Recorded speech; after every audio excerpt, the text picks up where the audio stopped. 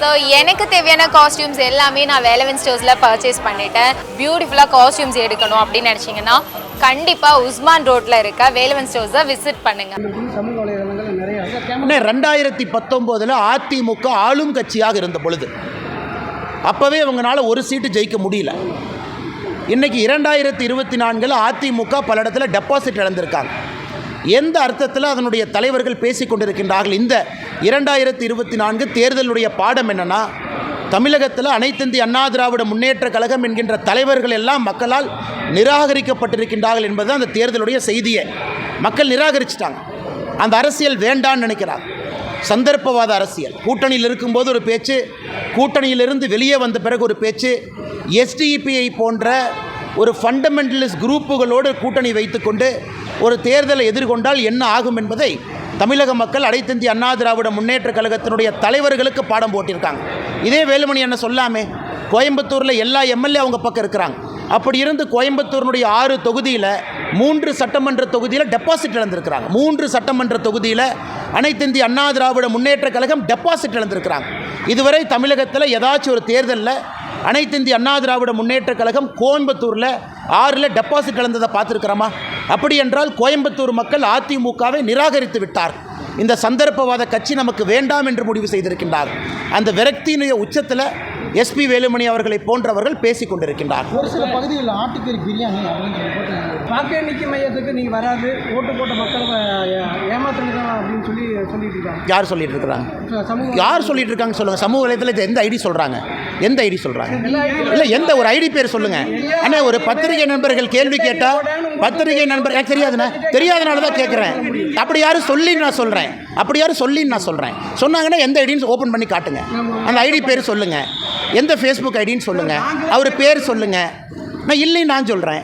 இருக்குன்னா நீங்கள் கேட்கணுமில்ல. நீங்கள் எஸ்பி வேலுமணி சொன்னாருன்னு கேட்டீங்க, பதில் சொன்னேன். இவர் சொன்னாருன்னு கேட்டீங்க, பதில் சொன்னேன். ஆர்பி உதயகுமார் சொன்னாங்கன்னு கேட்டீங்க, பதில் சொன்னேன். ஆட்டை வெட்டினாங்கன்னு கேட்டீங்க, பதில் சொன்னீங்க. இது யார் கேட்டாங்கன்னு சொல்லுங்கள், பதில் சொல்கிறேன். அதாவது நீ அண்ணாமலை பற்றி கேட்டீங்க. நான் வேறு யாரை பற்றி விமர்சனம் பண்ணக்கூடாது, அவர் பேசுகிறங்காட்டி நீ கேட்டங்காட்டி அதை சொல்கிறேன். அதிமுக பொறுத்தளவுக்கு பல தேர்தலை சந்தித்த கட்சி. அதே போல் எடுத்தேன் கவிழ்த்தெல்லாம் பேச முடியாது.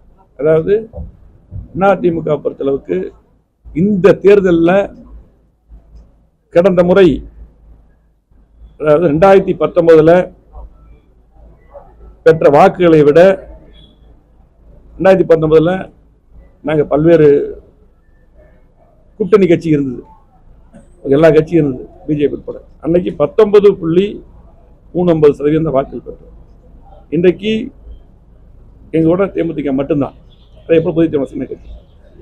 இன்றைக்கு 20.46% அதிமுக வாக்குகளுக்காகவே கூடுதலாக வாக்குகள் பெறும். அதே போல் இன்னும் புள்ளிவிவரம் எடுத்தீங்கன்னா,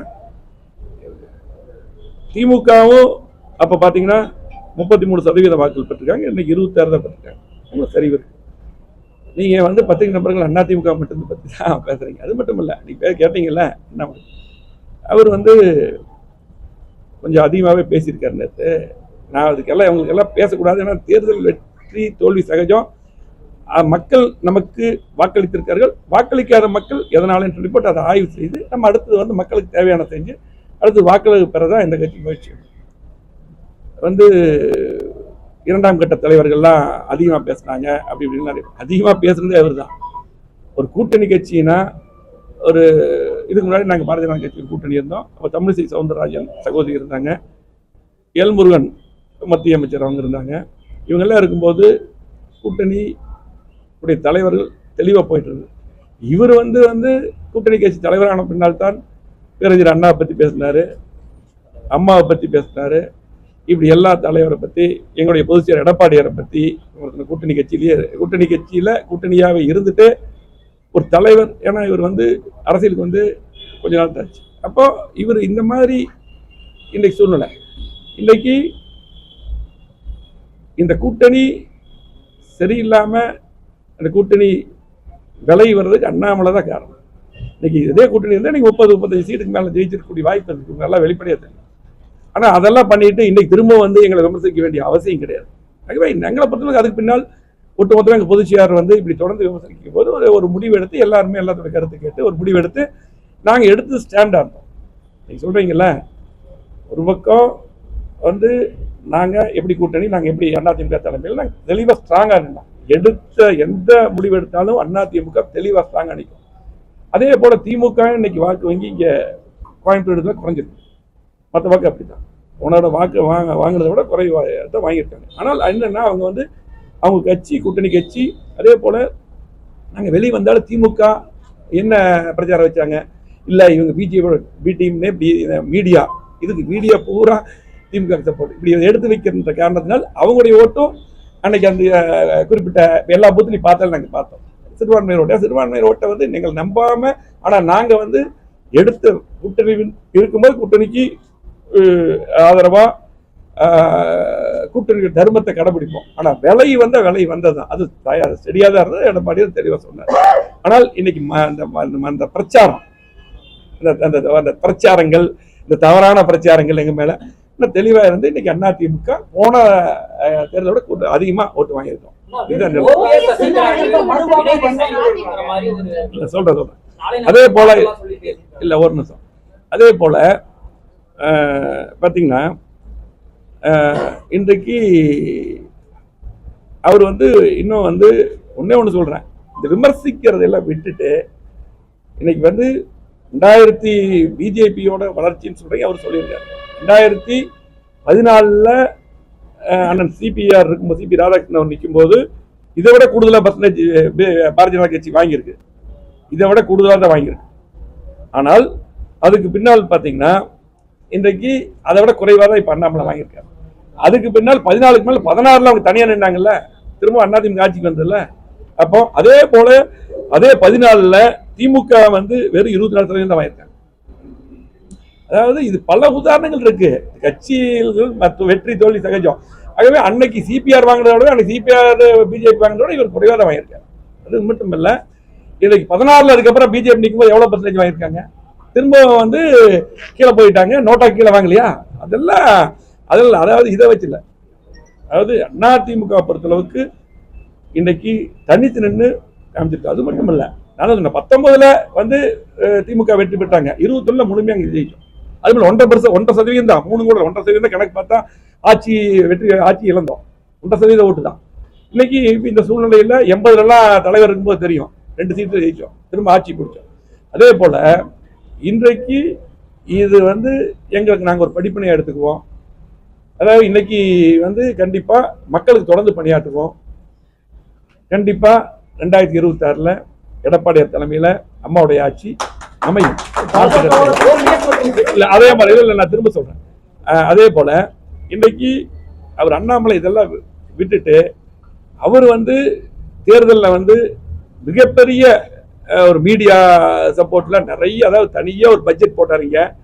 நிறைய எதிர்பார்ப்புகள் எங்க மக்கள் வந்து அவருக்கு ஓட்டு போட்டிருக்காங்கன்னா நிறைய எதிர்பார்ப்பு ஓட்டு போட்டிருக்காங்க. அதை நிறைவேற்ற சொல்லுங்க. ஃபர்ஸ்ட் இந்த விமர்சனத்தை எல்லாம் விட்டுட்டு நிறைய கிட்டத்தட்ட 500 நாட்கள்ல 100 வாக்குறுதி சொல்லியிருக்காரு. இன்னைக்கு ஆட்சி அவங்க ஆட்சி தான் வருது. பாரத பிரதமர் அவர் மாண்புமிகு அவர் மோடி அவர்கள் தான் வர்றார். இன்னைக்கு சொல்றாரு, நான் நேரடியாக ஹாட் போன்ல பேசுவேன், நேரடியாக பேசுவேன், எல்லாமே என்ன எல்லா திட்டம் கொண்டு வருவேன், நான் வந்து அப்படியே மாத்திடுவேன் சொன்னார்ல. அதிமுக கோவை மாவட்டத்தில் 50 ஆண்டுகள் அதை வளர்ச்சி நாங்கள் கொடுத்துருக்கிறோம். புறத்துறை அம்மா கிட்ட அதிகமான திட்டங்கள் எடப்பாடியார் வந்த பின்னால் கேட்ட திட்டங்கள் பூரா எடப்பாடியார் கொடுத்தார். முதலமைச்சராக இருந்து தெளிவாக கொடுத்தார். எங்களுக்கு வந்து அதாவது மீடியா சப்போர்ட் இல்லை, நாங்கள் நேரடியாக களத்தில் இருக்கிறோம். அதாவது எப்படின்னு பார்த்தீங்கன்னா ஒரு சில பேர் சப்போர்ட் பண்ணுறீங்க, நான் பொதுவாக சொல்றேன். ஆனால் நேரடியாக களத்தில் இருக்கிறோம். ஆனால் இருக்கிறத தான் நாங்கள் பேசுவோம். நாங்கள் ரொம்ப பூஸ்டப் பண்ணி அப்படியே தலைகளாக மாற்றிடுவோம், அந்த மாதிரி தான் பேசுகிறேன். ஒன்றும் இல்லை, அவர் சொன்ன நிறைய வாக்குறுதி கொடுத்துருக்காரு. அந்த 100 வாக்குறுதி தயவு செஞ்சு கோயம்புத்தூர்கார தொழிலதிபர்கள்லாம் ஜிஎஸ்டியில் கஷ்டப்படுறாங்க, நிறைய டாக்ஸ் ஃப்ரீ கேட்டிருக்கிறாங்க. அதே போல பார்த்தீங்கன்னா ஆனமலையார் நல்லார் திட்டத்தை உடனே முடிப்பேன்னு சொல்லியிருக்காரு. எல்லாம் இப்போ இவர் தான் தலைவராக இருக்காரு. இவங்க கட்சி மத்தியில் வந்துருச்சு. அதே இதில் கோயம்புத்தூர் மக்கள் எப்படி கிட்டத்தட்ட 4 லட்சம் ஓட்டு போட்டிருக்காங்க. அதே போல பார்த்தீங்கன்னா இங்கே இருக்கிறவங்க எல்லாம் பொள்ளாச்சியில் சுற்றி எல்லாம் ஓட்டு பிஜேபிக்கு ஒரு நல்ல ஓட்டு போட்டிருக்காங்க. அப்போ அந்த கூட்டணிக்கு போட்டிருக்காங்க. அப்போ நீங்கள் என்ன பண்ணணும், கண்டிப்பாக அந்த வாக்குறுதி நிறைவேற்றுங்க. ஏன்னா இந்த மாதிரி வந்து இப்போ நான் எங்களுடைய கட்சி பற்றி தான் என்ன பண்ணலாம் பேசுகிறேன். நீங்கள் அண்ணாமலை கேட்டு அவர் பதில் சொல்றது நான் பதில் சொன்னேன். எனக்கு பதில் சொல்ல வேண்டிய அவசியம் கிடையாது. நாங்கள் எங்களுடைய கட்சி நாளைக்கு திரும்ப ஆட்சிக்கு வரணும், அந்த வேலையை தான் பார்க்குறோம். ஆனால் இவரை நம்பி எல்லாம் ஓட்டு போட்டவங்களுக்கு கொடுத்த வாக்குறுதிகள், ஏர்போர்ட் விரிவாக்கம், இன்னும் பார்த்தீங்கன்னா இன்னைக்கு எல்லா ஒட்டுமொத்த மக்களுடைய பெரிய எதிர்பார்ப்பு நீட்டு இருக்கக்கூடாதுங்கிறாங்க. எல்லாமே பண்ணச்சு சொல்லுங்க. அதே போல மேகதாது அணை கட்டுமன் இருக்காங்க, அதெல்லாம் தடுத்து வச்சு சொல்லுங்க. நிறைய பிரச்சனைகள் செய்யலாம். 3வது முறையா வர்றாங்க. இந்த வேலையெல்லாம் அவர் பார்த்தாங்கன்னா மக்கள் இல்ல. ஆமா பாருங்க, அண்ணன் சொல்றாரு 100 நாள்ல ரேஷன் தேங்காய் எண்ணெய் தரன் இருக்காராமா. இதையெல்லாம் தயவு செஞ்சு பண்ண சொல்லுங்க. ஏன்னா அவர் இந்த தடவை இங்க நின்று அடுத்த தடவை வேற எங்காவது தொகுதியில் போய் நிற்பாரு. அப்புறம் அவர் வந்து நிறைய சொல்லியிருக்காரு, நான் இங்கதான் படிச்சேன் எல்லாமே. அதாவது அதை மட்டும் பண்ண சொல்லுங்க. நான் இதுக்கு பின்னால் எங்களுடைய கட்சியில ஏன் மக்கள் ஓட்டு போடல, இதை சரி பண்ற வேலையை தான் பாக்குறோம். அவர் மாதிரி இந்த மாதிரி விமர்சனம் திரும்ப ஆரம்பத்துல விமர்சனம் பண்ணி கூட்டணி போயிடுச்சு. இப்ப திரும்ப அவரே தொடராரு. எங்களை பொறுத்தளவுக்கு நாங்க தெளிவா இருப்போம். கூட்டணி இருந்தாலும் சரியா இருப்போம், கூட்டணி எல்லாம் விலை வந்தாலும் தெளிவா இருப்போம். அதுதான். ஆனா அதை தான் இன்னைக்கு திமுக மத்தவங்களும் இவங்க பின்னாடி கூட்டணி முன்னாடி கூட்டணின்னு சொல்லி போட்டு எங்களுக்கு பாத்தீங்கன்னா ஒவ்வொரு பூத்து சிறுபான்மை இருக்கிற பூத்துல அவங்கள நம்பாமே பண்ணிட்டாங்க. நாங்க அப்படி இல்லை. இப்ப தெளிவா இருப்பாங்க, சிறுபான்மை மக்கள் தெளிவா இருப்பாங்க. எடுத்த இதுல எடப்பாடியாரும் சரி அதிமுக எந்த ஸ்டாண்ட்லயும் தெளிவா இருக்குங்கிறது தெளிவா இருப்பாங்க. அதே போல அதிமுக மாதிரி நான் அமைச்சராக இருக்கும்போது, எடப்பாடியா இருக்கும்போது, அதே போல அண்ணாதுரை தமிழக இருந்தால் நாங்கள் எல்லாம் எம்எல்ஏ எல்லாம் இருந்திருக்கோம். இவ்வளவு திட்டங்களை கேட்டு வாங்கி செஞ்சிருக்கிறோம். அப்படி ஏதாவது ஒரு 10% செய்ய சொல்லுங்க. பிஜேபி திமுக செய்ய சொல்லுங்க. ஆகவே அதிமுக பொறுத்தளவுக்கு மக்கள் கூடுதலாக தான் வாக்களிச்சிருக்காங்க. பிஜேபி நிறைய பெரிய கூட்டணியில் இருக்கிறத விட இன்னைக்கு கூடுதல் நாங்கள் ஓட்டு வாங்கியிருக்கிறோம். கண்டிப்பாக 26 மிகப்பெரிய வெற்றியை கண்டிப்பா அதிமுக பெறும். எடப்பாடியார் முதலமைச்சர் வருவார். உறுதுணையாக இருந்து நாங்கள் சிறப்பான முறையில் பயனாற்றுவோம்.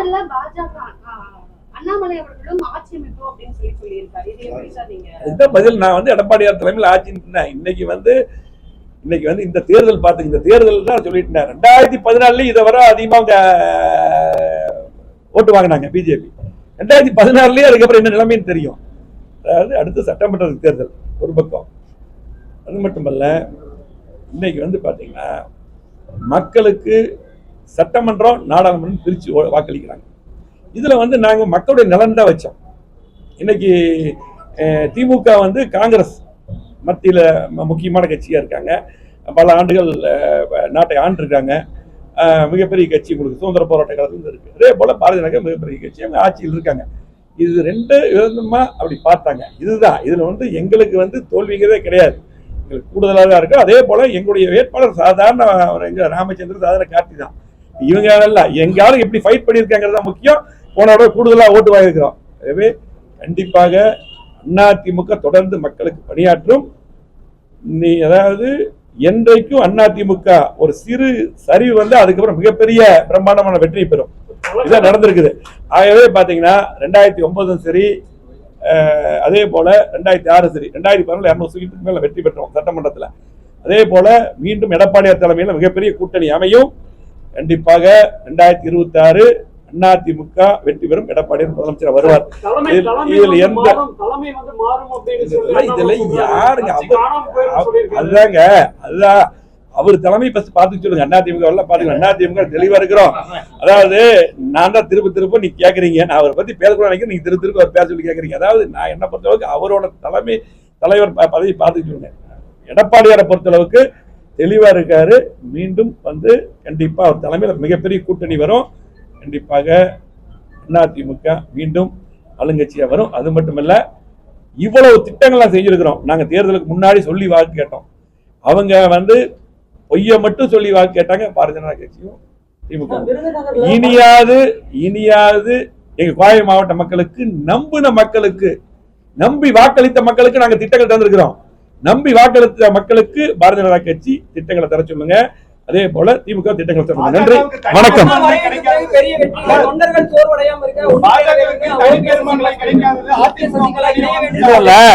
தொண்டர்கள் சோர்வடையாம எப்பவுமே எங்க தொண்டர்கள் சோர்வடைய மாட்டாங்க. அது மட்டுமல்ல, எங்களது பொதுச் செயலாளர் தெளிவான அறிக்கையை கொடுத்திருக்காரு. அந்த அறிக்கையை படிச்சு பாருங்க. ஆகவே எங்களை பொறுத்தளவுக்கு அதிமுக தெளிவா இருக்குது. இந்த தோல்வி எல்லாம் எங்களது வெற்றியுடைய படிக்கட்டு தான். நன்றி, வணக்கம்.